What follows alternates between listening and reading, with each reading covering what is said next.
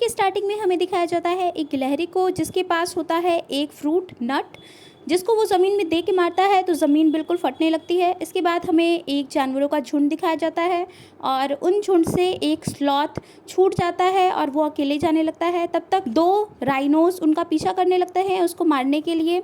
इसके बाद ये टकराता है एक बहुत ही बड़े हाथी से जिसका नाम होता है मैनी, और ये बोलता है कि प्लीज़ मेरी जान बचा लो, ये लोग मुझे मारने के लिए आ रहे हैं। तो ये हाथी उन राइनो से लड़ाई करता है, तो ये स्लॉथ उसको गले लगा के बोलता है कि अब मैं तुम्हारे साथ ही रहूँगा। फिर हमें एक कबीला दिखाया जाता है जिसमें कि एक परिवार होता है और भी बहुत सारे लोग होते हैं। तो एक शेर होता है, वो दूसरे शेर से बोलता है कि इन लोगों ने हमारे लोगों को मारा है, अब हमारी बारी है, मुझे वो बच्चा चाहिए, मुझे वो बच्चा ला के दो।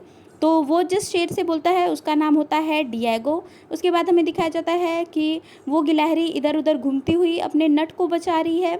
फिर ये लोग प्लान बनाते हैं कि हम लोग रात में ही इनके ऊपर हमला करेंगे, और ये शेर उन कबीले वालों के ऊपर हमला करते हैं।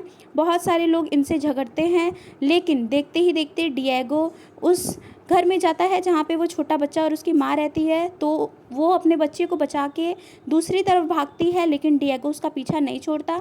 फिर हमें दिखाया जाता है कि उसकी माँ अपने बच्चे को बचाने के लिए नदी में कूद जाती है जो कि बहुत ही गहरा होता है। इसके बाद डिएगो आके बताता है कि वो लोग शायद मर गए होंगे। तो इसके झुंड वाले बोलते हैं कि तुम एक काम भी नहीं कर सकते, अब मुझे वो बच्चा चाहिए, वो भी ज़िंदा। फिर हमें दूसरे सीन में दिखाया जाता है कि ये औरत बहती हुई मैनी और सिड के सामने आती है और वो अपने छोटे से बच्चे को छोड़ के कहीं गायब सी हो जाती है, वो नदी के सहारे कहीं और चली जाती है। इसके बाद ये लोग डिसाइड करते हैं उस बच्चे को कबीले वालों तक पहुंचाने का। तब तक यहाँ पे डिएगो यानी कि वो शेर भी आ जाता है। वो बोलता है कि मैं तुम लोगों से पहले इस बच्चे को कबीले वालों तक पहुँचा दूंगा, मुझे पता है कि इंसान कहाँ जा रहे हैं। लेकिन ये बोलता है कि नहीं, तुम्हारे ऊपर मुझे भरोसा नहीं है, इसलिए मैं इसे ले जाऊंगा।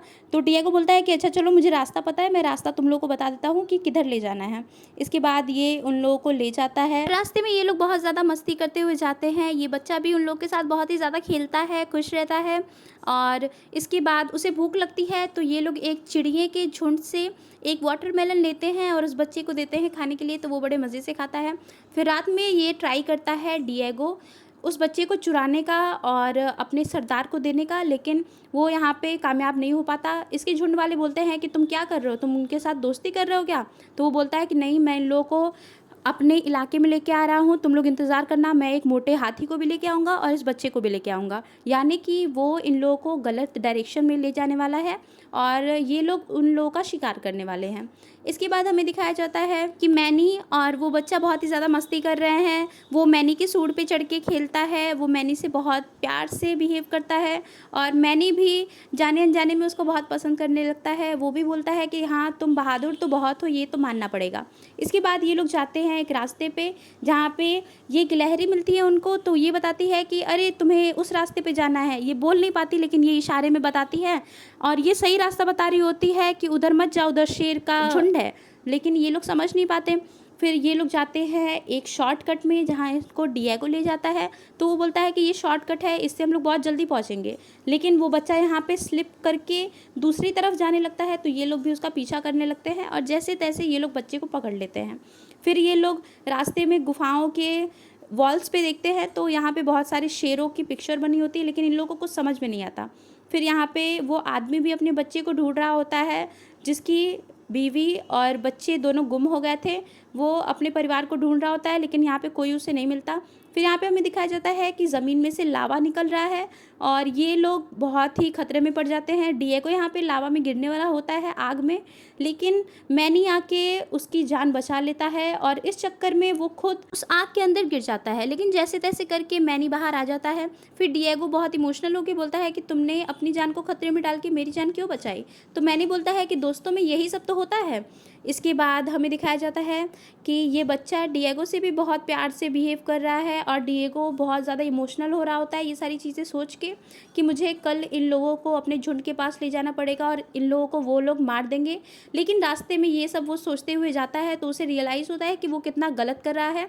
फिर ये इन लोगों को सारी चीज़ें बता देता है कि उधर मत जाओ, उधर पूरा झुंड बैठा हुआ है तुम्हें मारने के लिए। फिर ये लोग एक प्लान बनाते हैं और यहाँ पे डिएगो आके बोलता है कि चलो उधर वो हाथी और वो बच्चा है, लेकिन ये लोग उनको बेवकूफ़ बना के उस बच्चे की जगह कपड़े में बहुत सारी बर्फ़ भर देते हैं। और यहाँ पे मैनी भी उनका इंतज़ार कर रहा होता है लड़ने के लिए।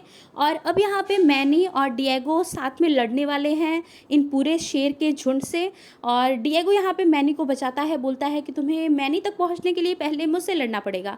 फिर हम देख पाते हैं कि जो यहाँ पे मेन विलन होता है, जो शेरों का सरदार होता है, जो बच्चे को खाना चाहता है, वो मर जाता है। उसके बाद बाकी शेर भी वहाँ से भाग जाते हैं। डिएगो यहाँ पे लड़ाई में घायल हो जाता है, तो वो बोलता है कि तुम लोग मेरी चिंता मत करो, मैं सही रहूँगा, तुम लोग पहले इस बच्चे को इसके पापा तक पहुँचाओ।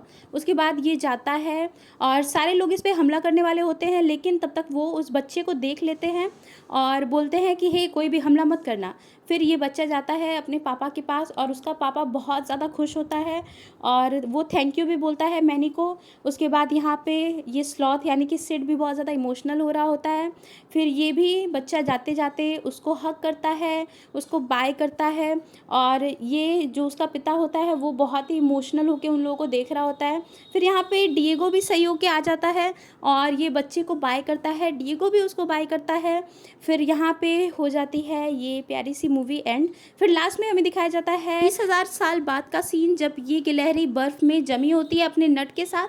तो जब सन की रेज उस पर पड़ती है तो उसका नट तो बाहर आ जाता है बर्फ़ से पिघल के, लेकिन वो वापस से समुद्र में चला जाता है।